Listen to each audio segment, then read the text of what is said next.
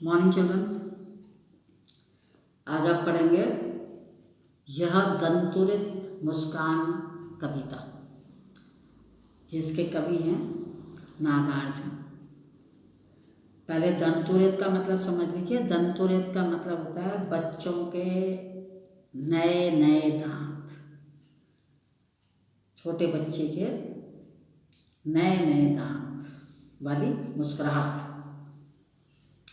इसमें जो कवि है वह अक्सर प्रवासी जीवन व्यतीत करता है। प्रवासी कहते हैं मतलब अधिकतर वो बाहर ही रहता था, अपने घर बहुत कम आया करता था, क्योंकि वो घुमक्कड़ प्रवृत्ति का है, घूमने की आदत है उसकी बहुत। तो वह अपने घर में अधिक दिनों तक नहीं ठहरता था। तो इस कारण कवि जो है वो अपने को अतिथि भी कहता है, मेहमान। और जब वो काफ़ी मतलब कई दिनों के अंतराल के बाद, कई दिनों के बाद जब वो घर आता है तो वह अपने बच्चे को पहली बार देखता है।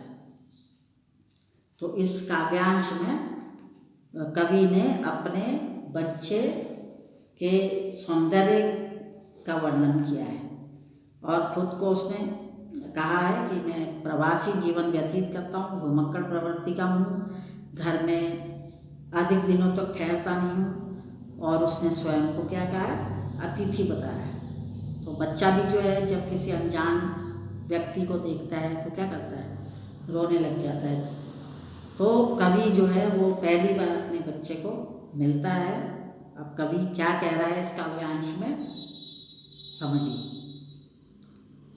तुम्हारी यह दंतुरित मुस्कान मृतक में भी डाल देगी जान।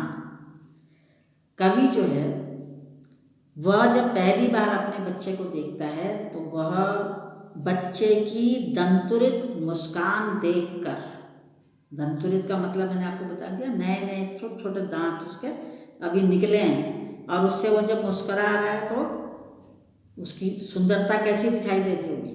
तो कवि बच्चे की दंतुरित मुस्कान देखकर अपार सुख का अनुभव करता है। अपार माने जिसकी कोई सीमा नहीं है, इतनी सुख की अनुभूति होती है उसे।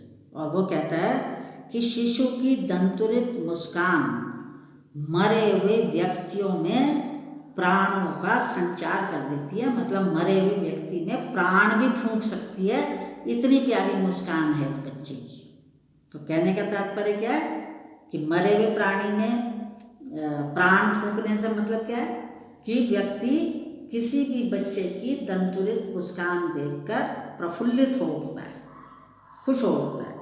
तो कौन सा ऐसा व्यक्ति होगा जिसका हृदय बच्चे की मुस्कान देखकर उसे प्रसन्नता से ना भर दे। ये दो पंक्तियां की, तुम्हारी ये दंतुरित मुस्कान मृतक में भी डाल देगी जान। फिर समझ लीजिए कि कवि जब पहली बार अपने बच्चे को देखता है तो वह बच्चे की दंतुरित मुस्कान देखकर अपार सुख का अनुभव करता है और कहता है कि शिशु की दंतुरित मुस्कान मरे हुए व्यक्तियों में प्राणों का संचार कर देती है। अर्थात ऐसा कोई व्यक्ति नहीं होगा कि जिसका हृदय शिशु की मुस्कान देखकर उसे प्रसन्नता से न भर दे। अब अगली पंक्तियां देखिए। धूली धूसर तुम्हारी ये गात, छोड़कर तालाब मेरी झोपड़ी में खिल रहे जलजात। धूली का अर्थ होता है धूल, धूसर माने सने हुए, धूल में सने हुए, गात माने शरीर, और जलजात कहते हैं कमल को। तो कमल का खिलता है तालाब में।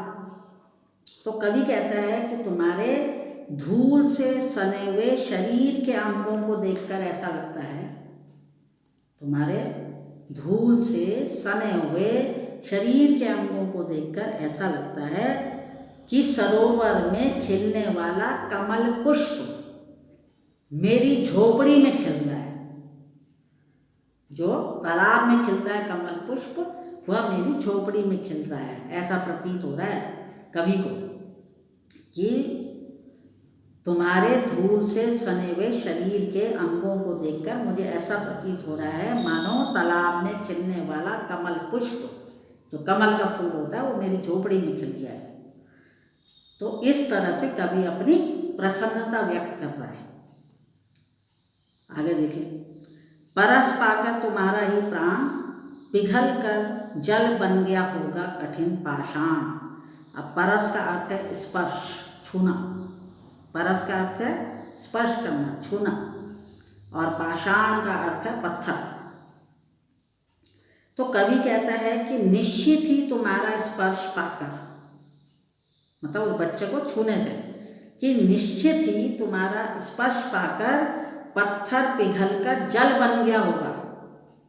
मतलब कितना भी निष्ठुर व्यक्ति हो, कितना भी निर्दयी व्यक्ति हो, उसका हृदय भी तुम्हारा स्पर्श पाकर अपनी निष्ठुरता को छोड़कर दयालु बन जाएगा।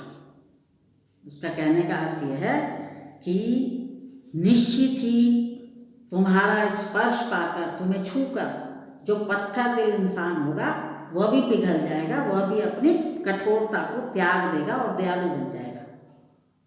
अब आगे देखिए, छू गया तुमसे कि झरने लग पड़े शेफालिका के फूल, बांस था कि बबूल। बांस के पेड़ पर क्या होते हैं, फूल फल कभी नहीं खिलते। बबूल का पेड़ भी ऐसे होता है ठूंठ की तरह, उस पर भी फूल और फल कभी नहीं लगते। तो यहाँ पर उससे तुलना की है थोड़ी, कि तुम्हारा स्पर्श पाकर बबूल और बांस जैसे पेड़ों से भी, अगर किसी ने तुम्हें छू भी दिया तो तुम्हारा स्पर्श पाकर बांस और बबूल के पेड़ों से भी शेफालिका के फूल झड़ने लगेंगे। अर्थात तुम्हारा जो स्पर्श है इतना कोमल है, इतना प्रसन्नता प्रदान करने वाला है कि कठोर से कठोर दुष्ट व्यक्ति भी भावुक हो उठेगा। कि तुम्हारा स्पर्श पाकर यदि बबूल और बांस के पेड़ों से शेफालिका के फूल झड़ने लग सकते हैं, तो कहने का तात्पर्य क्या है कि तुम्हारा स्पर्श से अगर कोई व्यक्ति कठोर से कठोर भी है तो वह कोमल और प्रसन्नता प्रदान करने वाला है तुम्हारा स्पर्श, जो उस कठोर व्यक्ति को भी भावुक कर देगा। मतलब वो व्यक्ति भी उस बच्चे से प्यार कर उठेगा। इस तरह का की बातें करता है कवि अपने बच्चे को देखकर, क्योंकि बच्चे, छोटे बच्चे के प्रति उसके ये भाव उत्पन्न हो रहे हैं जो इस काव्यांश में मैंने आपको पढ़ाया।